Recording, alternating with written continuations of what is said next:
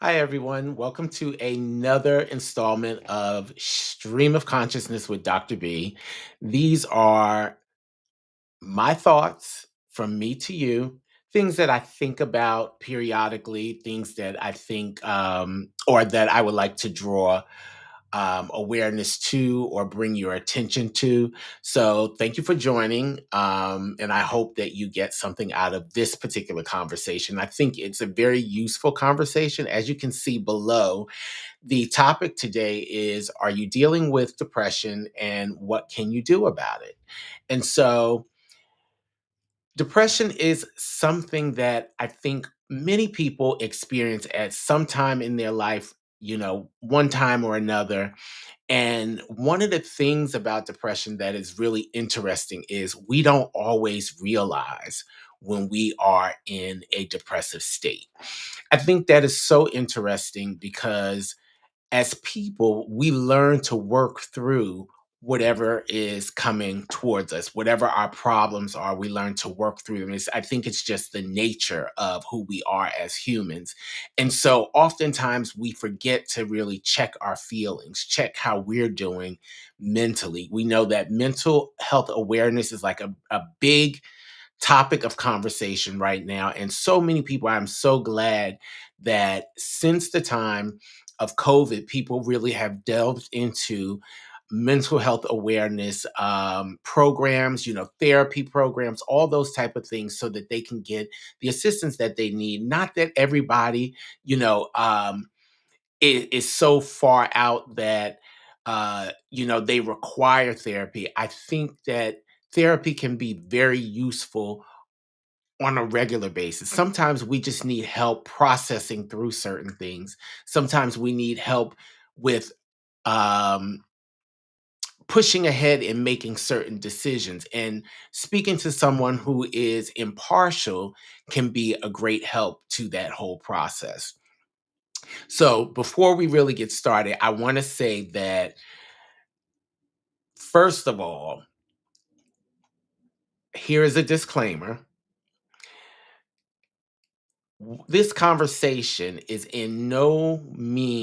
by no means, a substitute for professional medical advice. Okay. So I don't want anyone to say, oh, this is what you said. This is really conversation and it is my thoughts, right? And my thoughts, not that I don't research the things that I talk about, but I don't want you to take it as the absolute gospel. I think that one of the things that we can do is always research for ourselves. I love that my pastor used to say, um, open your Bible in church. When they read the scripture, don't just sit there and listen, but open your Bible so you can see what the scripture says for yourself. That is one of the most important things that we can do is when you hear things, take it upon yourself to research and really look into it before you just take it as the gospel. So with that being said, I'm going to move forward with our topic today. And like I said, it is, are you dealing with depression and what are some of the things that you can do about it? So, in introducing this topic, I think it is important to make the distinction between what is clinical depression and what is sadness. Like a lot of times people think, oh, I'm sad, I must be depressed. Sadness is um, an emotion that many of us feel at one time or another, but it typically does not impede our daily functioning, whereas depression, it might. So give me a second. I'm going to read the actual direct definition. Clinical depression is a medical condition characterized by persistent sadness, low moods, and loss of interest in activities lasting for about 2 weeks or more. Occasional sadness is a normal human emotion experienced in response to upsetting events or losses. So, the important thing to remember is that clinical depression can significantly impair our daily life, while occasional sadness typically doesn't interfere with the daily functioning. So, different causes for excuse me, depression, common causes for depression. life stress. Things are happening in the world that are unprecedented. And so I think that is one of the main reasons that we may have to check our emotions because we're experiencing things that we've never experienced before. And like I said earlier, we learn as humans how to work through things, but we also have to recognize the state that we're in. So, you know, um, you have life stress, you have different types of trauma, you have genetics, you have chemical imbalances. There are a lot of different types of depression. There's like a major depressive disorder, there's seasonal affective disorder. One of the things I've come across a lot of people, you know, within the past 2 years or so who really mentioned seasonal depression, right? And the interesting thing is I actually had the opportunity, and I don't wanna say opportunity as in, like, it was a great thing, um, as a whole, but I had the opportunity to kinda see people go through seasonal depression and see how they were at one level one day and then over time it kind of drops, right? And then it didn't seem like, today they were happy, tomorrow they were sad, the day after they were happy. They kind of dipped down into a state of sadness that kind of continued, where you could tell they learned how to work through it, but it was still there for them. They weren't quite the person that they were, during another part of the year. And so that really keyed my eye into what seasonal depression can actually look like. So there are a couple of signs that you might be dealing with depression. There are emotional symptoms like persistent sadness. You may feel like an emptiness or even a hopelessness, right? Which I think is very kind of dangerous to ever feel like you are hopeless. But those are some of the emotional symptoms. Some of the physical symptoms are fatigue, changes in appetite, aches, body aches. I think those are oftentimes the things that we can really pick up on. We often pick up on our physical symptoms before we pick up on emotional symptoms. Because, like I said, again, we learn how to work through things. So, physically, we may say, oh my God, I feel like this today. I don't feel well. My body feels achy. We notice those things right away, opposed to like our emotional, we may not realize as immediately. There are also behavioral symptoms where we may withdraw from people that we normally engage with. We may have a lack of motivation or irritability. I'll say for myself, I have realized in hindsight, sometimes when I have actually felt a form of depression, when I have felt some of these things, a lack of motivation, irritability, and it wasn't like I said, today I'm fine. Tomorrow I feel these symptoms. And then the day after I'm fine. I go through a period of where I may be feeling a certain kind of way. And I have come to realize that that is a slight depressive state for myself. I'll just say, like during COVID, that was one of the first big indications because I said to myself, you're not sleeping, you are irritable, which is probably a symptom of the not an effect of not sleeping. But also, I just felt withdrawn, like I was not motivated to do a lot of the things that I did. I became unhappy in my surrounding because, again, I was by myself in my apartment. My family is not where I live, so I could only talk to them on the phone. But I still felt, kind of by myself because of my friends that I used to be able to see all the time. I was unable to see. We could only talk on the phone. And I think that we got to recognize that people really need human interaction, even though there are many of us who say, I can do without, you know, um, people in my office or being around a bunch of friends and all that kind of stuff. We do need some form of interaction because that is just how we are made up. That is our makeup as human beings. And so I want you to think about two questions. You know, are you losing interest in any of the things that you once loved? And this is just like things that you really, really enjoy doing and you feel like, I don't really want to do that. The second question is, do you find it hard to get out of bed even on a good day? Right? When the sun is shining and the birds are chirping outside, you hear all of this. You might have something to do that you ordinarily love, or something that you know is important to do, but you find it hard to get out of bed. I have definitely had a couple of those days, where I have struggled to get out of bed. I have been awake and just struggled to get out of bed. And, so again, I said those are the things that I look for in myself in terms of trying to monitor where I am emotionally. So then, of course, with all of that, we want to know, what can we do about it, right? And so the first thing is acknowledge it. We have to normalize it and admit that that is okay, because a lot of us feel it. Right? Many of us go through these states, the ebbs and flows of emotion, and sometimes we are in that depressive state. But like I said, we have to acknowledge it. And then the other thing is break the stigma around mental health, right? So long, especially in the African American community, we have thought of um, seeking therapy as, let's just say something that white folks do, or you have to be crazy to do that. I don't need to talk to anybody about my feelings, all that kind of stuff. And that's why I said I think the biggest thing that or the greatest thing that happened, that came out of COVID, that I realized, was so many people started their mental health journey with therapy.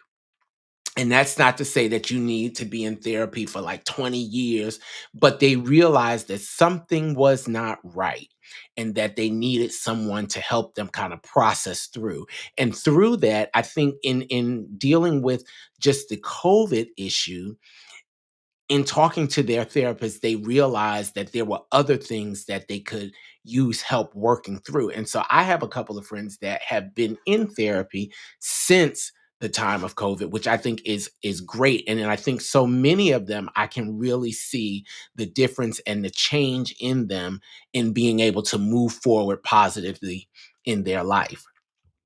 And so the other thing that you can do is talk to someone, maybe not a therapist, but like talk to a friend, a family member, a spiritual advisor. For those of us who are, religious, and we have our pastors and our rabbis and our imams, all of those, we may go to those people to kind of help us process through some of the emotions that we may be feeling. One of the things that I think we have to pay attention to is, when is it appropriate to talk to the therapist? Now, in my opinion, whenever you feel like you need some assistance, that's when you talk to your therapist, right? Or you seek the guidance of a therapist. There's no reason to wait. As long as you have access, I think it is something that we should, I don't want to say jump to do, but we should not hesitate to do, right? Um, Another thing is, take small steps daily. So if you are feeling like, there's just so much on top of you, there's so much going on, you take small steps. Things we do in small amounts, we can get we usually can get done well, right? So if you even like think about, you have a project, and you can't attack and do the whole project at once. You have to take it in small pieces. And as you work through the small pieces, you eventually work your way to the end. And I think the same thing when it comes to depression, that we got to take small steps. So practice small daily routines, like your sleep, your hygiene, your movement. I am a person of habit. Like, I get up typically around the same time every day. I do things almost methodically. I get up. I go to my bathroom, do what I need to do there, brush my teeth, wash my face, all that kind of stuff, get in my shower, come back to my bedroom, get dressed. And then I usually come out of my bedroom and come to the living room or to my office because I don't want to be in that space where I'm sleep, where I usually bring my energy down, right? I have to go into the space where I'm active. So that's usually my living room or my office. My office is probably the place where I'm most active. I'm taking phone calls, I'm on the computer, I'm doing all these different things. So that is like my daily routine. Another thing that you can do is journal and create a list of things that you are grateful for, like a gratitude list. And every day, look at this particular list. You can do it every day, or you can do it and read it every day and add to it as you think of more things, but things that you are truly grateful for. When we start to think of how grateful we are for certain things, I think we start to break down that emotion of depression, right? um we have to I the other thing that I like to do, and I mentioned this on a previous segment, was I have on a mirror some affirmations. And the affirmations for me really help motivate me because it reminds you of certain things. It puts in your mind things that you need not forget, things that you have to remember, and things that are empowering. I think, a lot of people say things start in your mind, but words give a lot of things life. And so putting those words on a piece of paper and they're on my mirror as I'm getting dressed, I can look at those things and recite them and read them and give those words life for me. And so I am able to start to be able to manifest some of the things that I speak, and things that I have written on those papers on the mirror. Another thing that we can do is get outside. Sometimes it's very hard to do that, but force yourself to get outside, get in the sunlight, hydrate yourself, do a lot of not a lot, but do some exercise, even if it's just walking. If you are a jogger, do that. Things that kind of get your blood flowing, that give you that bring about the endorphins that kind of lift you up. Right. So definitely exercise. You can do breathing exercises if you are not that mobile. If you have mobility issues, one thing that you can do is just learn to properly breathe and kind of meditate a little bit to get beyond that feeling of depression. Another thing that you can do is get around people, get into a community, right? And seek support. There are a lot of online support groups. There are mental health groups. Even when you go to your doctor, you may be able to talk to them about different types of support groups. I thought it was so interesting that I was at my doctor not too long ago, and my doctor said to me, how are you feeling? And so I told her, I was like, well, I'm dealing with a lot. We have stuff at work and, all this kind of stuff. And she said, well, do you think that you could benefit from talking with someone, about those things? And I said, you know what? I probably could. I hadn't really given it much thought, but I probably could because there are days, and like I said earlier, they come a couple of days at a time where I am feeling very fatigued. My motivation level is not there. Things that I was doing at one point kind of regularly, I'm not doing. Like for instance, for me, it is exercise. I bought a treadmill not too long ago, and in the beginning, I was on it, and I would call my friends and I was on it. And they were like, "You are always on this treadmill." And I was doing my thing and I enjoyed it. And then something happened and I kind of slipped into that slump. And I have not been on my treadmill literally for about 2 to 3 weeks. And I have to build back up the motivation. And every day I say, you know what? You have to do some type of exercise, get on the treadmill. And I just have not brought myself to do it. but I do have a lot of, the reminders to get on. And so I hear my reminders every night going off on my phone. The program that I use is great because it is AI powered. And so it sends me a text message every day and it says, this is your goal for today. If I don't do it, it'll say, don't worry about it. We didn't get to it today. We always have time tomorrow, right? And so it's helping me keep track. It's talking to me as though it is an accountability partner, and it's telling me that even though you didn't get to it today, you can get to it tomorrow. The crazy thing was, it said to me, "Okay, you have not done your workout in a while, are you still interested in doing this? Are you still interested in this particular program, or do you want to move on to something else?" So AI is absolutely wonderful in a lot of cases. And I love the fact that it sends me those notifications on my phone so I can see them all the time. But the other thing is, like I said, support groups, you have your faith based support groups, talk to your church, or any other faith based groups that you may be a part of, and see if they have any type of support groups that may assist you. Encourage listeners to check in on their friends, right? Um, I have a group of friends that I talk to all the time. And one of the reasons that I like to talk to them is because they are motivating factors in my life. We all kind of motivate each other in a lot of different ways.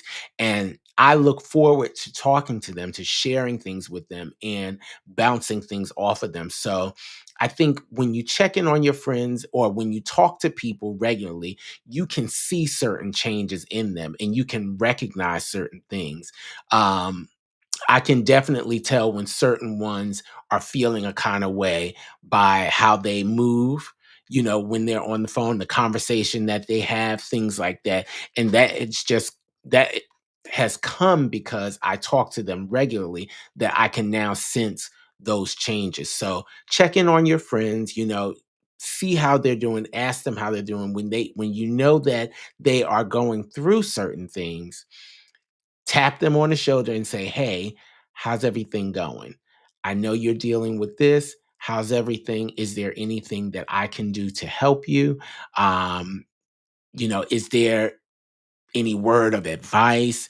Anything, just anything, reach out to them because it may be just reaching out can do a lot for them beyond um even asking them if there's anything that you can do. Just the fact that you have reached out to them may make a world of difference in itself. There are a tons of professional help support groups, and I can definitely add them to our show notes for today.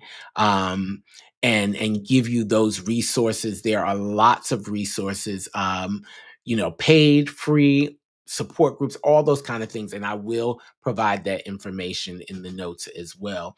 But as we get ready to come to a close, I want to thank you first for listening, um just giving me the benefit of your ear. I want to encourage you to share this information with someone else because I hope that in the many things that I talk about, that it may be of help to someone.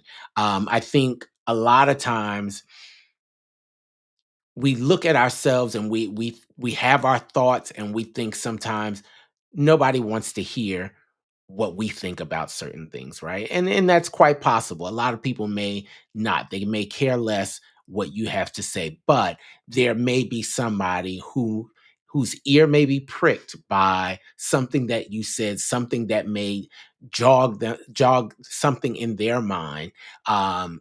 As to whatever the topic is. So, if someone, I hope that as this message goes out, someone who may be dealing with a form of depression may say, that kind of sounded like me. Or even if they haven't yet recognized that they're going through something, they can say, those symptoms sound a little bit like me, and then maybe they will talk to someone, a faith-based leader. They may talk to a friend. They may seek out, a professional therapist. They may do something that can help them move beyond the state where they're in. If you have a personal story about some, a time that you were depressed, not in depressed, a time that you were depressed, feel free to share it. Your stories can often help someone else. I believe that a lot of us experience a lot of the same things, but we choose not to talk about certain things. Therefore, however way we were able to move forward and move through it, the next person does not have the benefit of that knowledge. But if we choose to share our own stories, we can help people move through the different stages that they may be in. We can let them know what we did to move forward, and that may be of use to them. And so, lastly, like I said, I just want to thank everyone for listening for the few minutes that I came on here. I have not been on here in about a week or two. And so, if you listen to the topic, that may clue you into something. But I want to say I'm happy to be back, happy to share, and I hope that this particular topic will be beneficial to someone, and it may be helpful to someone. If there is anything that you think, a question that you may have, or an exciting or thoughtful topic that you think would be great to talk about, please let me know. Please leave it in the comments. I am always picking up various topics of conversation. I ask my friends about it. I have a friend that calls me all the time and say, you should talk about this. And so, if you have those things, let me know. I am going to delve into some of the things within the beauty industry. I saw a interesting topic not too long ago, and I said, I'm going to work with that a little bit. And so that'll be coming up probably in our next little segment. But like I said, again, thank you so much for listening. I'm not going to hold you.